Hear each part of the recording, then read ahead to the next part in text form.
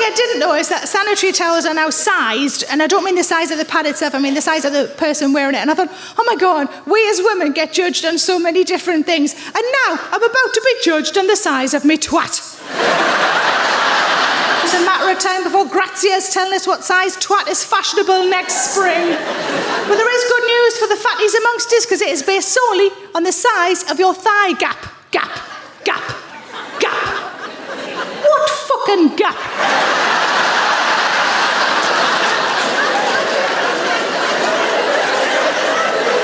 I've barely got a knee gap. Although there was a moment fairly recently when I thought I might actually have a thigh gap. I walked past a mirror in bra and knickers and there was a chink of light between my thighs and I thought, fucking hell, I have got a thigh gap. On closer inspection, it was a bit of silver foil of a two-stick Kit Kat. As a New Yorker, like I've traveled to places. You ever travel to some place and everything closes at 9 o'clock? I was at a hotel and I got there at like 11 o'clock at night and I said, hey, what's open to eat? And they were like, everything closes at 9 o'clock. And I was like, vampires, right?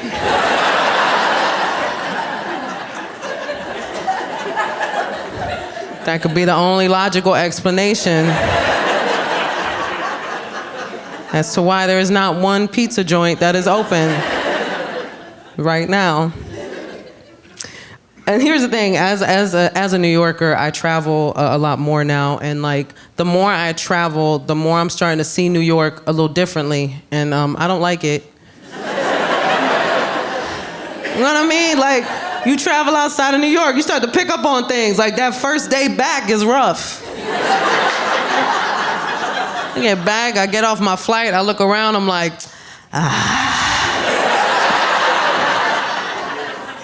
it is kind of nasty.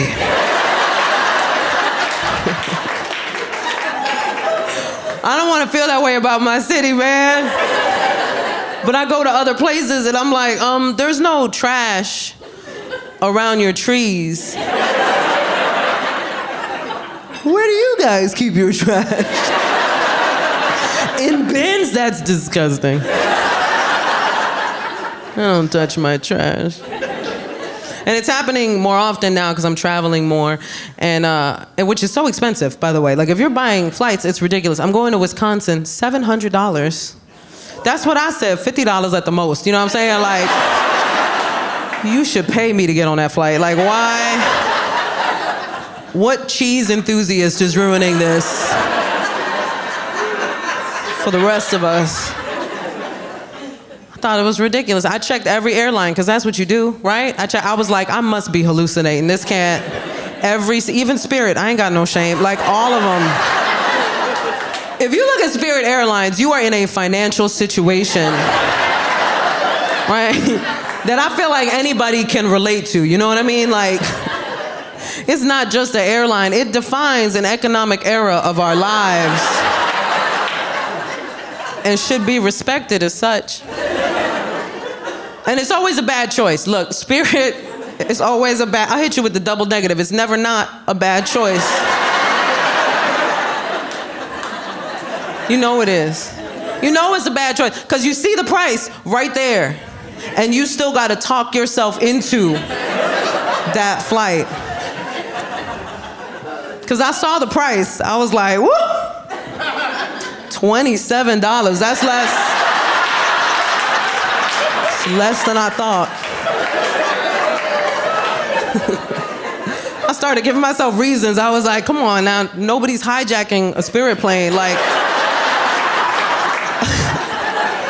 you're safe. Even if someone did, every passenger on that flight would be like, you thought you was the only one that bought a gun? Like, you really thought? It's a Spirit Airlines, sir. Nuck if you buck, Hans Gruber.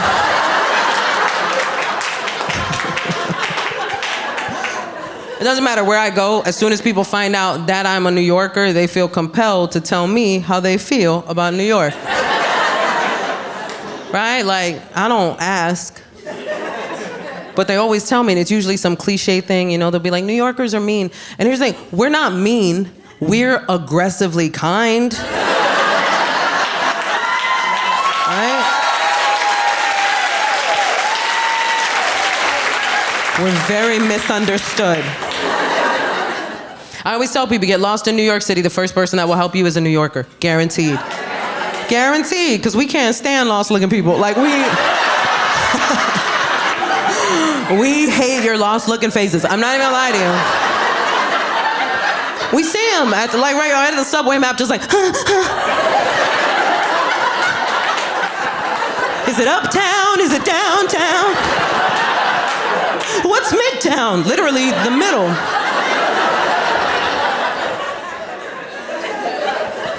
I just picture them like panicked at the map, and then like out of the darkness, they hear a voice. Where you trying to go? That is one word in New York City. Where you trying to go? No breaks. You've been looking at the map for 5 minutes. Where you trying to go? I'm trying to help you get out of my way. You've been in my way 5 minutes. Look at this map.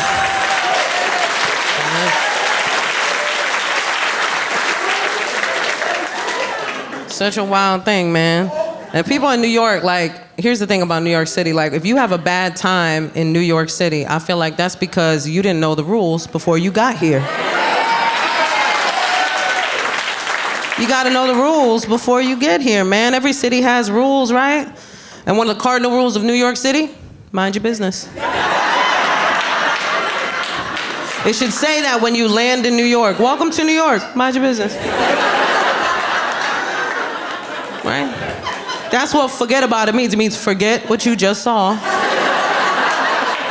Because what happens in Vegas stays in Vegas, but what happens in New York never happened. Why you snitching? Like, why would you say anything?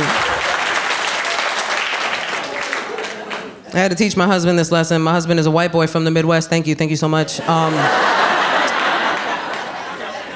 I'm a Puerto Rican girl from the South Bronx, man. Like, hey. I know we got Puerto Ricans here. Hey. Yeah. What up, probably my cousins? I'm just saying, let's do a 23andMe later and get weird. That's the thing, I'm not gonna lie to you. As a Puerto Rican girl from the South Bronx, I didn't think I could bag a white boy from the Midwest. I thought I was too aggressive. Because I don't know how to soft flirt. You know what I mean? Like, you know how some girls can like really cute flirt? Not me. I'm New York aggressive with it. I'd be like, yo, I like you, son.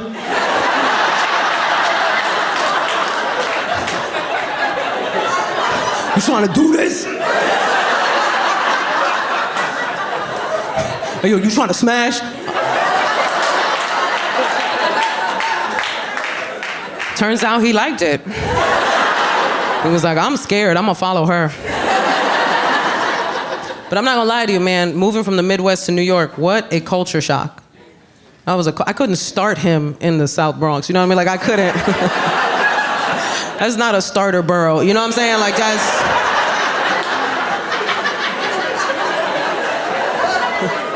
Right? We don't start people in the Bronx. We end them.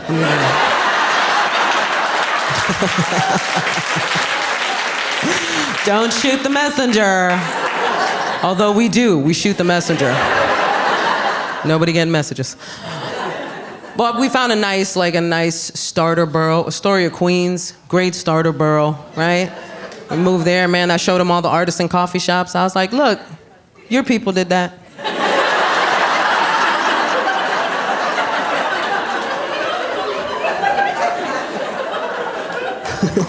We moved to this nice, quiet neighborhood, or so we thought, till one day we were driving around and a fight broke out in the middle of the street. 2 grown men started beating the crap out of each other. And my sweet Midwestern husband was like, oh no. I should do something.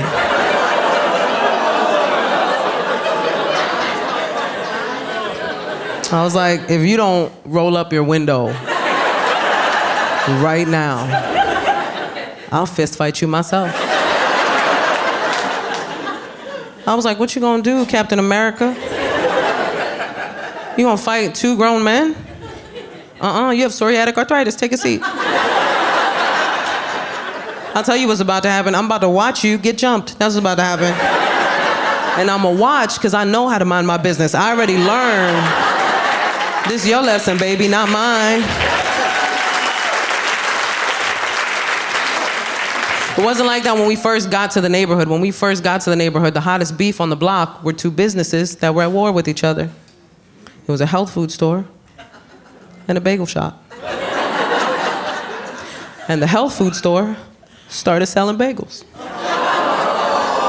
That's what I said.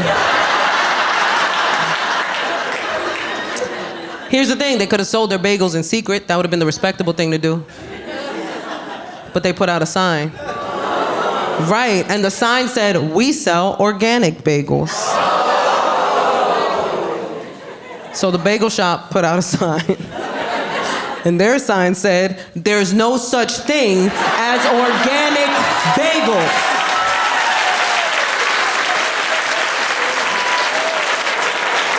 I saw that, I was like, the block is hot!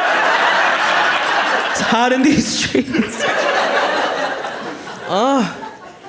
My favorite thing is like, people still, no matter how crazy it is in New York, people still want to come to New York. They still want to come. People dream of coming to New York. They always tell me it's my dream of going to New York City. And we know why. New Yorkers, we know why. You want something crazy to happen. You want to see something wild. You want your weird New York story. I always tell them, come. It'll happen. We aim to please. The homeless will always provide. I'm sorry, the unhoused. Cupcake? Cupcake? I don't know.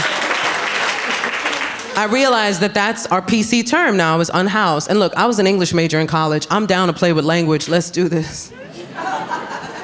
But we can talk about unhoused, can't we? It's goofy.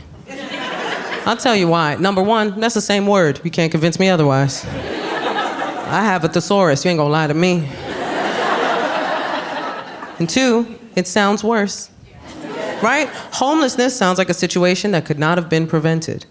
Unhoused sounds like somebody just rolled up on them and was like, "I'll be taking this. And no more house for you." The second I heard it, I was like, what an elitist, privileged way of describing a situation, right? Right, you can hear it right away. Did you hear about Janice? She was recently unhoused.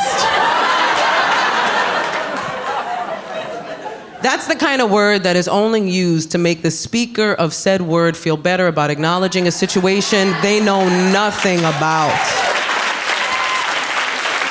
It just makes them uncomfortable to acknowledge it, so they created a word as a buffer, but there's no progress in that word. There is no help in that word. And if you've ever lived in that situation, then there are a bunch of words you would have used instead of that word. Like, I was shocked. I was like, nobody thought of nomad? That's my first choice. Can you imagine you roll up on a homeless person? "What up, my nomadic brother?" Way to stay off the grid, man. I, too, am anti-establishment. Some of the words, honestly, some of the changes, I'm okay with. You know what I mean? Some of the changes I think are pretty brilliant. I know a lot of people are upset with all the PC language, but I find it kind of entertaining. Like, did you know on social media now, they're calling smoking weed gardening? I love it. Oh, it makes me sound so much more productive. I've been gardening all day. Gardening helps me deal with people.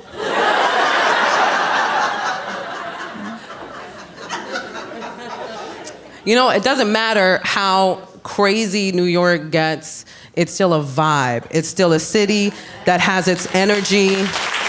Man, when you think about it, even when COVID hit, we were the epicenter. Even COVID came through like, "Lo, New York is lit."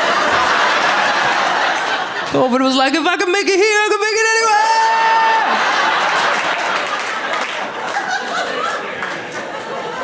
anywhere. Lived its best life. I remember when they released us,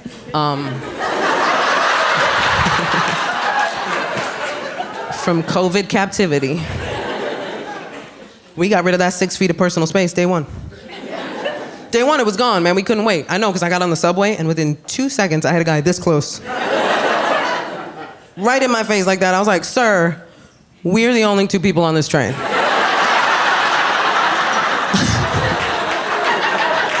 I feel like there's a lot of options you're not taking. But where you trying to go? I thought he was lost for like a second.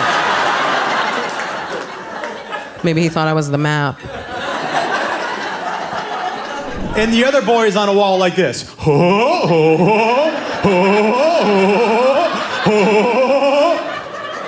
And my son goes, you should use that on stage. I'm like, I'm gonna. You stupid. They're easily manipulated. And they don't think because they're teenage. Listen, this is my son's, one of his greatest ones, right? I got an iPad for a gift. And I didn't know how to set it up, so I gave it to him. And I go, man, will you set this up for me? I don't know how to do it. He goes, yeah. And he brings it back later, and he goes, here you go, Dad. All set up. Just so you know, your iPad is the cloud. Everything from everybody's devices goes to your iPad. Everybody hearing that? Everything from everybody's devices, my iPad. So I'm scrolling through pictures from the road, seeing what I want to post, looking through. And as a man, when you're sitting on your own bed, looking at your own iPad, looking at your pictures, you never want this sentence to leave your mouth. I stop on a picture and I go, well, that's not my dick.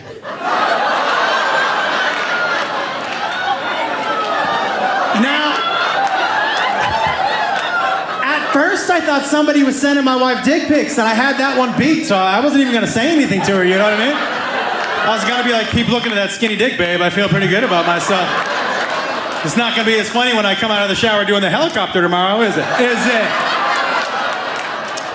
But then I recognized the IKEA desk that I had built for my son behind the dick, and I was like, oh my God, I built that desk and that dick!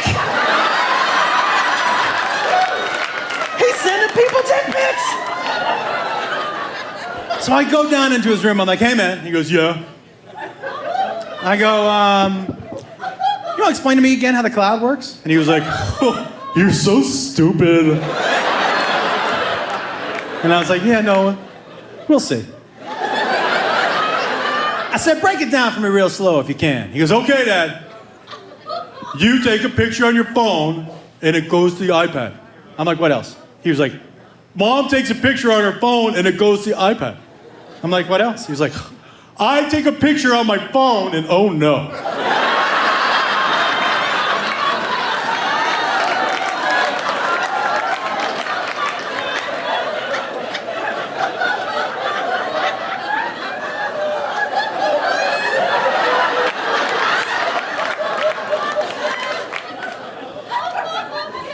Hey, can I see that iPad?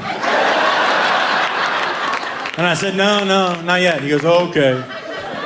And then he goes, so,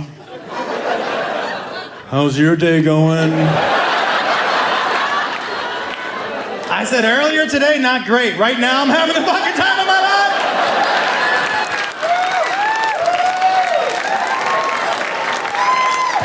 And he said, that's good, Dad, because when you're in a good mood, we're all in a good mood, so. And then he said something that did make me laugh. He goes, well, thanks for stopping by. He tried to pull the Jedi mind trick on me or some shit. These are not the dick pics you are looking for. Oh. So I go, no, I think I'm gonna stick around for a little bit. And he goes, oh, okay. What a treat. And he said, so, did you have a question you wanted to ask me? And I said, did you have a question you wanted to ask me? And he goes, oh, sure, I'll go first. And his girlfriend's name's Ashley, right? And he goes, are there any pictures of Ashley's boobs on there? And I go, Jacob, are there pictures of a naked underage girl on my iPad? And he goes, well, not if you didn't see him, there aren't, no. I go, no, dude, it's this. And he goes, well, that's just my dick. I go, I know what it is, Not a guy in this room is disappointed if their wife comes up. I was thinking of going to Florida with the girls for a week. Is that a problem? No, go, have a good time. That's awesome. Yeah. I don't know why that is. Not even how long are you going, how long can you go? We love it. Not because we don't love you. We get to be a bachelor again in our minds. We're like, this is awesome. I can do stuff. I don't have to tell you. I don't have to ask. I don't have to feel guilty. Because that's the worst part. Sometimes you'll let us do stuff. And you just let us. But we don't enjoy it. Because of the guilt you kind of leave us exiting the house with. Yeah, go have fun. I'll just watch the kids again for another... Oh. Maybe I won't go then. I don't know. I'll try a hot dog anywhere. I had the best hot dog of my life. You'll never guess where. Seattle, Washington. Anybody heard of it? It's a big city. I went to a baseball game out there. I left the stadium. There's a hot dog stand right outside. So I walk up. I said, I would like a hot dog. And the guy goes, what do you want on it? And I was just I wasn't ready to answer that. So I was, do it. I told the guy to do it, and he looked like he'd been ready for somebody to say that. He goes, my friend, I got you. And I watch him. He takes the hot dog bun. This guy starts putting cream cheese on the bun. I was like, you're crazy. Why do you have that back there? That's not even a hot dog ingredient. Did you bring that from home? You can't use home stuff at a restaurant. Some things are home things. Remember that? Was that worth it? Nope. All right.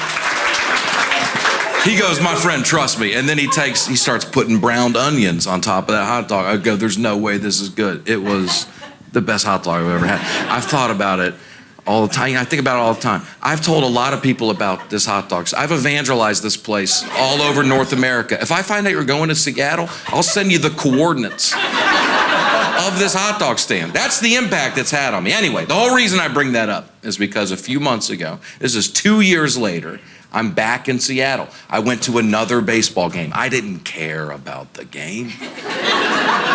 I left in the second inning. I'm trying to find that hot dog stand, right? And it's in the same spot. And I walk up, I promise y'all, same dude from 2 years ago. I'll never forget his eyes. And I look right at him and I go, hey, dude, you're not going to remember me. Well, it is a big day for me. I've been thinking about you for 2 years, dude. You changed my life in 2021. You won't remember this. I came in, I think I was in a mood. Maybe you were in a mood. I don't know. I said, do it. You did it. You put cream cheese on a hot dog. I've never seen that before in my life. Could you do that for me again? He looks at me all weird. He goes, my friend, are you talking about the Seattle dog? And he points at the menu above his head. I didn't see the menu 2 years ago. There's one item on the menu of this hot dog stand. It's the Seattle dog, a hot dog with, you guessed it, cream cheese and grilled onions. It's the only thing this guy makes. He makes one item all day, every day. I've talked about it for 2 years like he invented it for me. It's the signature hot dog of the city. I've recommended it to people from Seattle. Do you know how stupid that makes me look? To recommend the signature dish in that city? That's like if I went to Philadelphia and I was like, yo, dude, I found this spot today. Y'all should check it. This dude put cheese on a steak sandwich. I know it sounds crazy. Just tell him I sent you. He'll do it. He'll hook it up. Learning a lot being a California girl living in the South, because it's different here. I've learned when I go to a restaurant, if I order an iced tea, it automatically comes with 3 pounds of sugar in it. Y'all call that sweet tea. We call it diabetes.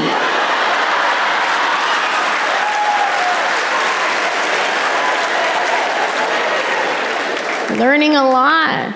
Very simple things, like when I'm in Los Angeles, if I go to a store and they're like, can I help you find anything? I'm like, I'm okay. And if I'm feeling really friendly that day, I'm like, I'm okay, thanks.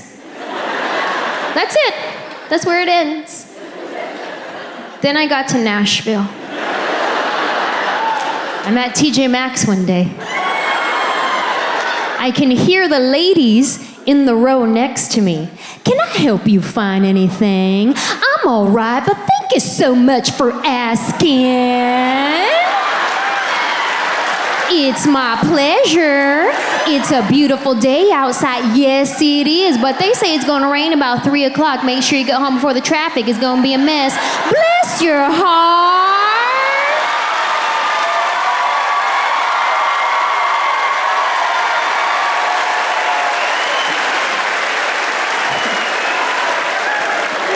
I was like, ooh, I don't know if I have energy for the South.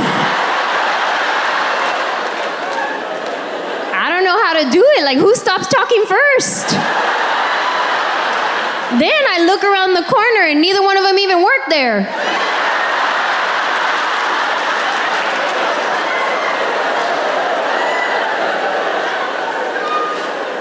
And then somebody told me this. They were like, hey, when people say bless your heart, they can mean it in a good way or a bad way.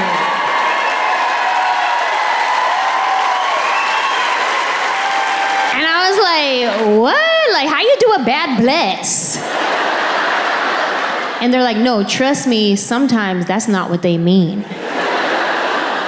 So now, anytime somebody tells me bless your heart, just to be safe, I reply with, bless your heart.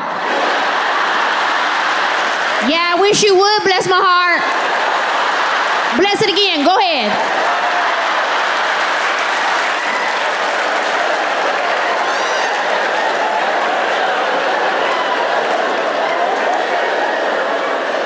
It's kind of like the old fighting words at church. I'ma pray for you. Oh, that's funny, because I'm already praying for you. Yeah, you been on my prayer wall. About to lay hands on you too, say I won't. The joy of work. Finding work that you love. It's so sad that so much of our society says, man, thank God it's Friday. Thank God 5 of the 7 days of my life are fucking over. Because I hate 5/7 of my life. Now I'm gonna spend 2/7 getting drunk at the Olive Garden so I don't have to think about the upcoming 5/7.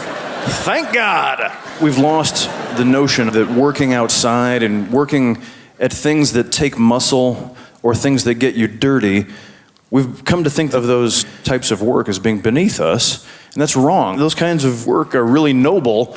It's amazing, like, don't clap for me, clap for the farmers of America. Because they're still there. Like, there's this huge population that we're not really aware of. They're out there, like, shouldering the burden for so much of our country. Get your hands dirty. Make shit with your hands. Give excellent head. Get a hobby. She's always had a bunch of boys after her, because she's a doll, and they always wanted to date her and always came around our house. And there was one, and he was a player. He was a schmoozer. And he would say stuff to me. He'd go, Miss Morgan, you look beautiful today. And I'd be like, oh my gosh, can I make you a casserole? And thank goodness they broke up, because I was exhausted. I was mopping the floor, blowing my hair out every day. And I thought, why did that affect me that way? Why did I? And I thought, oh, I know. It's because my love language is words of affirmation. And I don't get them. So I got hoodooed by this boy. Every guy knows that about his girl. Your chick is one sip of alcohol between the best blowjob of your life or yesterday's spaghetti in your dick hair. And then you gotta be cool. You're like, no, it's fine. You're trying not to puke. It's totally no. You gotta pull it out. You're like, no, I don't care.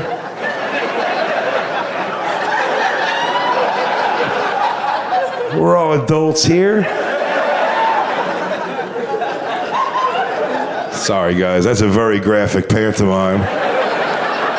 You could almost see those noodles reverse plinkoing through my beaver. That was so descriptive. Man shits. And I finally asked him, I was like, hey, why does it take you so long to do that? And he goes, well, my doctor told me that it's bad to push, so I don't push. I just sit and I let it fall out.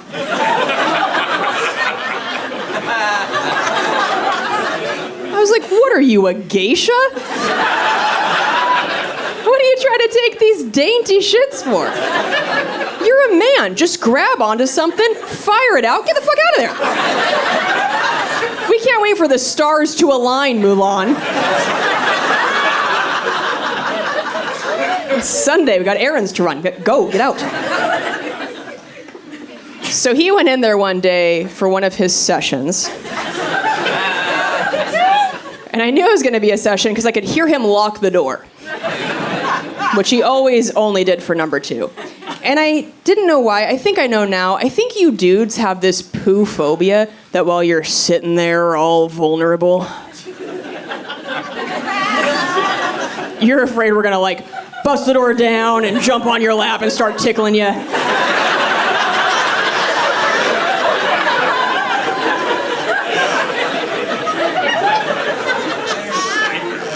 I'm not Steve-O. Why would I do that? I would never do that. So he's in there, door locked, and on this day, our buttholes had synced. And I was like, oh no. Because I have IBS, so when I gotta go, I gotta go. So I texted him, and I was like, hey, I'm about to shit my pants.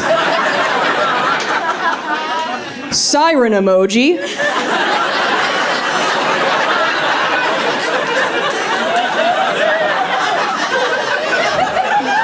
Fire emoji. Making it crystal clear. He doesn't respond. I can hear his phone get my text, and I hear him just swipe out of it and continue to watch Parks and Rec. I'm like, you motherfucker. So now I realize I do not have access to a toilet, and I've got some demons coming down the chute. I am in apocalypse survival mode. So I start frantically looking around our apartment for a substitute toilet. The first thing I see is the kitchen sink. I know. Right away I was like, too high.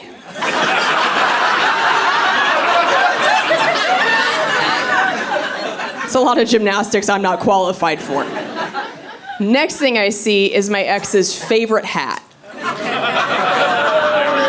which emotionally felt like the right choice, because I was ready to soft serve him some piping hot justice. But I was like, ooh, that's a small surface area. I'm not confident in the aim. You guys know how I feel about urine samples. It's like, if you can't pee in a cup, you can't poop in a hat. That's a Dr. Seuss book we all grew up with. Everybody knows you can't do that. And so I looked, and I had to shit in an empty cardboard Amazon box in my own living room like an old homeless man. That changes you as a person. I was just squatting and crying. Our cats walked up to me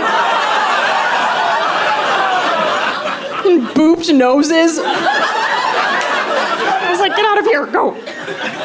They just watched me from the corner with giant eyes.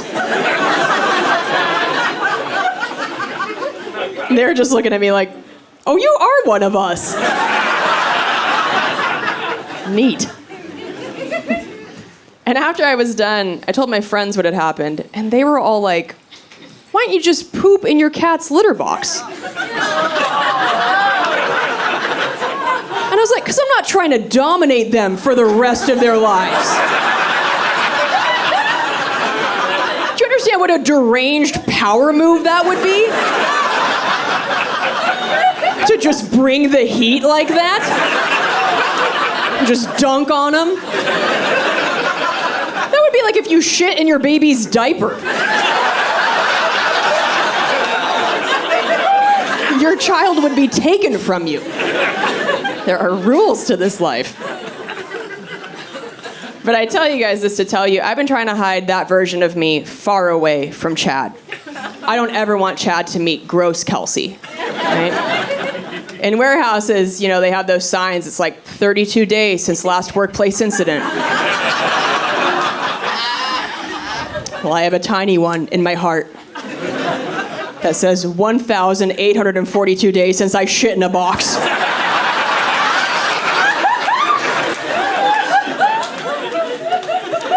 I'm trying to keep that number very high. No, I thought we had some bad marital moments. You throw a kid in the mix, whole nother ball game, you know? Middle of the night, you're just sleepwalking in to feed a baby again. I'm trying to put a bottle in a baby's mouth. I'm hallucinating. I'm seeing 3 of them. She's over there hooked up to a breast pump, whatever medieval mechanism that thing is. You know, it's a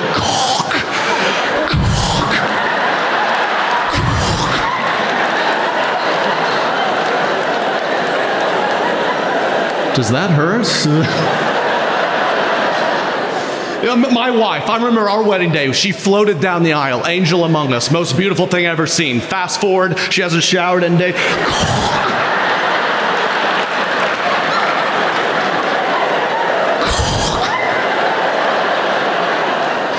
They can get that long? They can.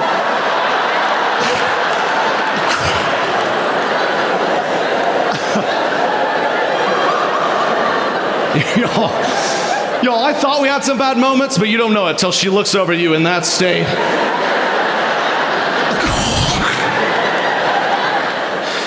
Do you even like to be around me anymore?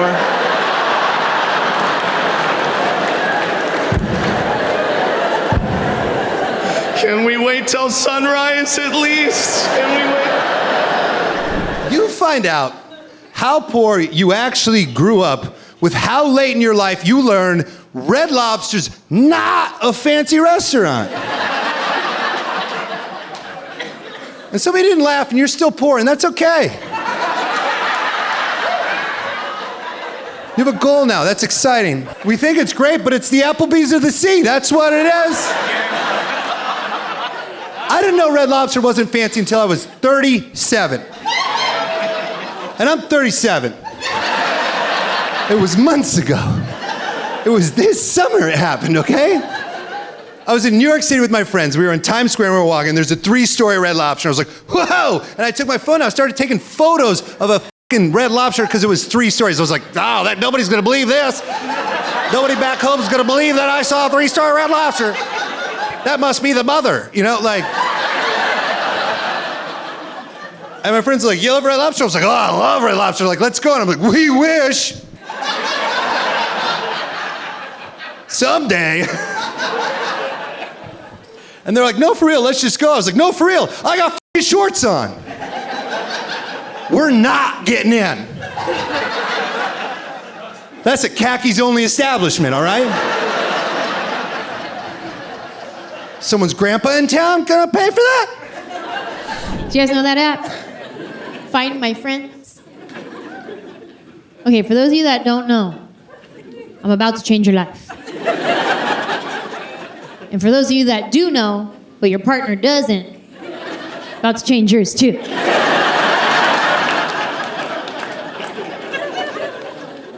Find My Friends is an app that allows you to share your location with someone so they always know where you're at. So I shared my husband's location with me. So I always know. Sometimes he'll come home, I'll be like, what'd you get at the grocery store? How'd you know I was at the grocery store? You told me. You don't remember? Losing your mind.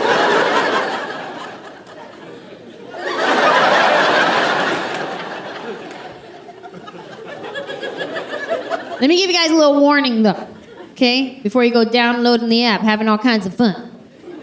Sometimes Find My Friends is not 100% accurate. It may lead you to conclusions. I'll tell you a little story. There was this one night. It was raining. Not really, but for theatrical effect. My husband went to the movies with some friends. He was gonna be home around 11 o'clock. Well, I fell asleep.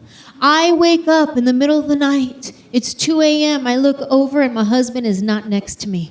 My first thought, oh my God, he died.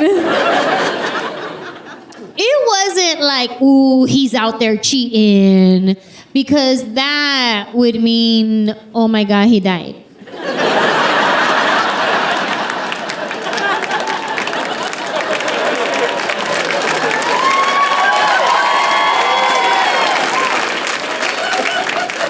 It's 2 a.m. I wake up. My husband's not next to me. I start to freak out. The what ifs, they start to roll. I pick up my phone and I call him. He doesn't answer.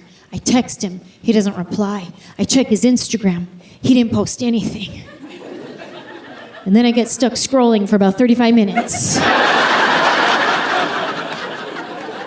Went down a few rabbit holes that night. Learned a couple of good recipes. Recipes I'm never gonna try. But they make it look so easy. That's how you make Dutch apple pie cake Pop-Tart leftover bites? 12 cheese macaroni. Well, I didn't even know there was 12 cheeses. Let's see, you got cheddar, Gouda, string, whiz, queso fresco.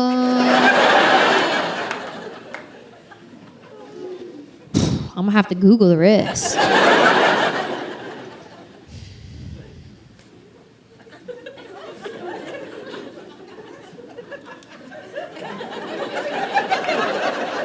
And then I remember, oh my God, he died.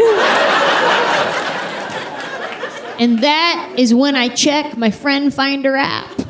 And it shows his location stopped in the middle of the freeway by our house. I thought he was in an accident. I said, oh no, I gotta go to that location. I gotta go there right now, but I gotta brush my teeth first. This is why I had to brush my teeth first, you guys. Because if I get to that location and there are first responders there, if they have to give me bad news, my response would be something like, breath.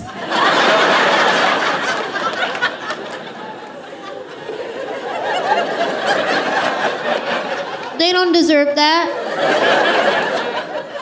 So I start brushing my teeth, and I'm thinking all the thoughts. I knew it. It was too good to be true.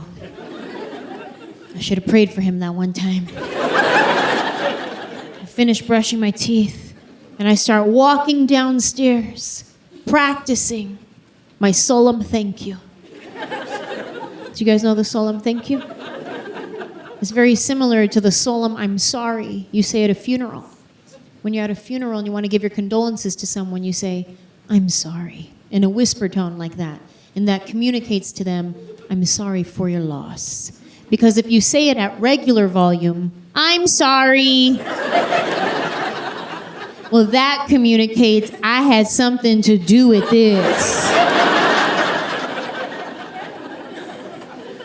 So I'm walking downstairs, practicing my solemn thank you.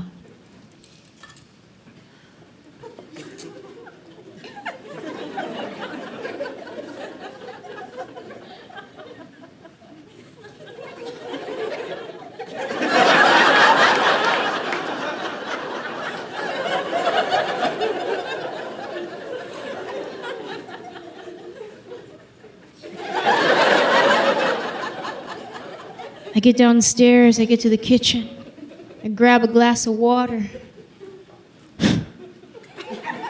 He used to love water.